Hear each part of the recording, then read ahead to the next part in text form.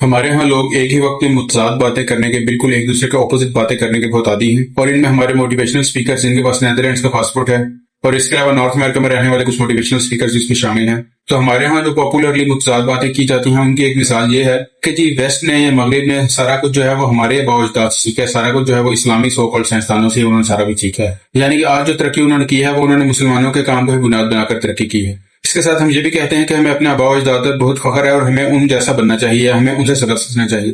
اور پھر اس کے ساتھ جس ویسٹ کے بارے میں ہم یہ کہتے ہیں کہ انہوں نے سارا کچھ ہمارے آباء و اجداد سے ہی سیکھا ہے، پھر ہم اسی ویسٹ کے خلاف بھی ہیں، یعنی ہم نے کم و بیش قسم کھائی ہوئی ہے کہ جو چیز ویسٹ کی ہے وہ ہم نے نہیں اپنانی جب تک کہ ہمیں دنیا جوتے مار مار کے وہ چیز نہ منوا لے۔